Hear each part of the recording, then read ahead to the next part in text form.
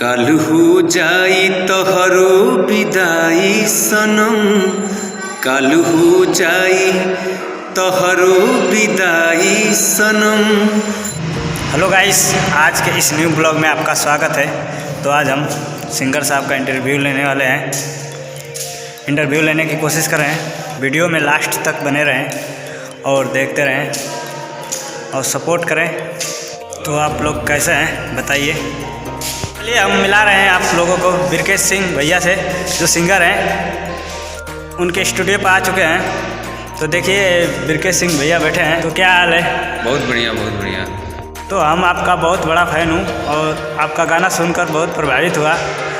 तब यह निर्णय लिया कि हम आपके साथ एक इंटरव्यू लेंगे। तो सबसे पहले प्रणाम भैया। नमस्ते बाबू। और आपके चैनल जो भी देखने वाले हैं दर्शक, हमारे भगवान स्वरूप की जनता जो भी देखने वाली चैनल है, इस बाबू का बहुत मेहनत करता है। पीके सक्षम नाम है और ब्लॉग बनाता है लड़का। हमारे स्टूडियो पे भी हमेशा आता जाता रहता है। तो आप लोगों से प्रार्थना है कि इस लड़के की जो मेहनत है, उस मेहनत को अपने आशीर्वाद के रूप में उस मेहनत को सफल बनाएं। और बहुत बहुत धन्यवाद। और बाबू, आपका बहुत बड़ा फ़ैन हूँ और आपका गाना सुनकर बहुत प्रभावित हुआ, इसलिए हम सोचे हैं कि आपका एक इंटरव्यू ले लें। अच्छा अच्छा अच्छा, बहुत बढ़िया किया। का एक चैनल पर एक गाना है, सैड सॉन्ग सुने हैं और हम सोच रहे हैं कि आप हमारे दर्शकों को सुनाइए उस गाना को। काल हो जाई तोरो विदाई सनम। अच्छा अच्छा, एक गाना गाया हूँ मैं। एक ही गाने नहीं, मेरा चैनल है बिरकेश सिंह ऑफिशियल यूट्यूब। तो उस पर अनेकों अच्छे अच्छे गाने हैं और आप लोग सुने। अभी तो चैनल छोटा ही है, लेकिन गाने अच्छे अच्छे हैं और अच्छे अच्छे आने वाले भी हैं। हम लोग लगे हैं। तो एक गाना है, ये पीके सक्षम जी जिसको बता रहे हैं, तो गाना है, मैं आप लोगों को सुना रहा हूँ। काल्हू जाई तोहरो विदाई सनम, काल्हू जाई तोहरो विदाई सनम। बोला हमारो ख्याल कब आई कि ना, हाँ बोला हमारो ख्याल कब आई कि ना। हमसे रतिया भबतिया करत रहलू तू, हमसे रतिया भबतिया करत रहलू तू। फिर फोनवा मोबाइल पाई कि ना। काल्हू जाई, काल्हू जाई, काल्हू जाई तोहरो विदाई सनम। बोला हमारो ख्याल कब आई कि ना। तो आप लोग कमेंट बॉक्स में बताइए आवाज़ कैसी थी। तो आपकी आवाज़ रियल में ही बहुत सुंदर लग रहा है और आप लोग भी बताइए, आवाज़ तो एकदम सेम टू सेम स्टूडियो जैसा है। कमेंट बॉक्स में आप लोग ज़रूर बता सकते हैं। तो बड़े भैया, आपको किस उम्र में गाना गाने का शौक हुआ? हम लोग बहुत छोटे थे, हमको लग रहा है कि 5 में पढ़ रहे थे, 4-5 में। तो ऐसे गांव में हम लोग खूब गाते थे। जो भी होली पड़ता था या कोई भी पूजा, ये दिवाली दीपावली पे भी, होली पे तो 1-1.5 किसी भी महीना फंक्शन में गाना गाने का शौक? फंक्शन में तो गांव में वैसे हम गाते थे त्यौहार पे ही। हाँ, और जैसे कि होता है गाँव में होली आती है तो नहीं होता है, ढोलक झाल सब लेके आदमी वही होली गाया जाता था। बीता है 8 दिन। लेकिन उसके बाद मैं बनारस में म्यूजिक का, मैं पूरा म्यूजिक का कोर्स कर रहा था बनारस से। फिर मऊ आया मैं, ये मेरे गुरु है गिरिजा शंकर त्रिपाठी, वहाँ से सीखा। हमको लग रहा है 6-7 साल मैं म्यूजिक में सीखने के लिए भी संघर्ष किया। और कार्यक्रम जो है कि मनोज तिवारी जो है, मनोज भैया के साथ हम 1-1 महीने साथ ही रह के कार्यक्रम किए हैं।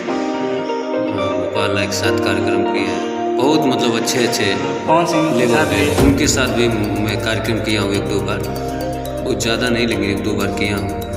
और गायकी तो शुरू से ही, लेकिन बीच में मैं कहीं और था, गायकी से थोड़ा कट गया था, गायकी नहीं करता था मैं। लेकिन अब जो है फिर इसी में माता जी लाई है, और अब पूरी तैयारी के साथ इसी को थोड़ा आगे बढ़ाना है। तो आप किस सिंगर से प्रभावित होकर गाना गाने का? सबसे पहले तो मनोज तिवारी जी से ही मैं वो किया, उनसे ही प्रभावित हुआ था, बहुत छोटा था तो।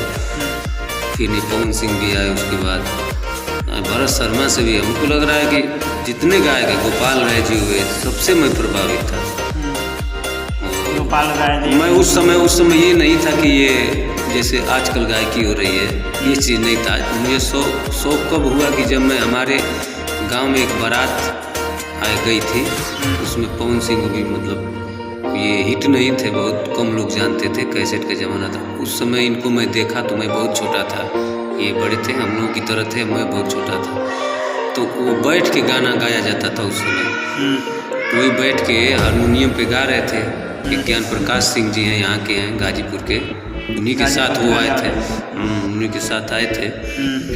तो वहीं पे मैं सुना, आराम से हारमोनियम तो बैठ के गाया जा रहा था, और साज बज, तबला, ढोलक, बेंजू सब ऐसे रखा था, सिस्टम के साथ, मतलब बहुत अच्छा लगा। तभी मैं सोचा कि ये तो अच्छा चीज़ है। लेकिन जब हम लोग संघर्ष में आए और कार्यक्रम करने लगे, तो धीरे धीरे ये नाचने उचने वाला सिस्टम हो गया, तो थोड़ा मुझे बड़ा दुख हुआ, हाँ, कि यार ये तो ठीक नहीं है। रिकॉर्डिंग डांस नहीं, गाना गाते समय ही एक दो लेडीज से नचाना पड़ता था, और खड़ा होकर जो गाया जाता था। अब पहले जो है कि इस तरह नहीं होता था। मुझे शौक जगह था सिर्फ गाने के लिए, लेकिन बाद में चेंजिंग हो गया, तो मैं कुछ दिन छोड़ दिया था। मैं नोएडा में जॉब कर रहा था, मैं इलेक्ट्रिकल इंजीनियर भी हूँ डिप्लोमा से, तो वहाँ पे 8-9 साल में जॉब भी किया। और मेरी तबीयत बहुत ख़राब हुई, तो तबीयत ख़राब होने के कारण वो जो है कि मेरी जॉब छूट गई थी, और छूट गई तब मैं ये कहा कि हाँ, तब से मैं ये सोचा कि अब कहीं जाना नहीं है, और लग रहा है कि माँ का आशीर्वाद है, यही चाह रही हैं कि मैं इसी लाइन में। तभी से मैं अपनी स्टूडियो खुद की बैठाया, और तुरंत अपना जो गाना बजाना है धीरे धीरे पहले आप मऊ में खोले थे ना? मऊ में था वो, लॉकडाउन के 1 महीने पहले मऊ में मैं इसका उद्घाटन किया था। लेकिन लॉकडाउन लगने के कारण जो है वहाँ पे सिस्टम सब खराब हुआ, तो वहाँ से मैं लेके चला आया यहाँ पे सिपाह। हाँ, और सिपाह जो है कि ठीक है, सिपाह कोई दिक्कत नहीं है, बाकी धीरे धीरे काम हो रहा है अपना। फिल्म इंडस्ट्री बनने वाली है। ये जो हैं भैया, एक हैं सिपाह के JP जायसवाल, जयप्रकाश जायसवाल जी, उन्हीं की मकान है, और इसी में स्टूडियो भी मैं अपनी लाया हूँ भैया के आदेशानुसार। और वही बोले कि ये पूरा जो है कि इसमें यूनिट रुकने के लिए, जैसे फिल्म की शूटिंग हो रही है, पूरा यूनिट यहाँ पे आप रोक सकते हैं। टोटल रूम है वहाँ पे, 3-4-5 रूम है, बरामदा है, और ये एक हॉल है। इस हॉल में जो है कोई जैसे गाने का लाइव रिकॉर्डिंग, लाइव वो शूटिंग करने के लिए, हाँ, लाइव शूटिंग रिकॉर्डिंग करने के लिए ये है। हाँ, बहुत मतलब VIP है ऐसा, मतलब हमको नहीं लग रहा है कि बनारस या गोरखपुर कहीं होगा जो चीज़ यहाँ पे बन रहा है।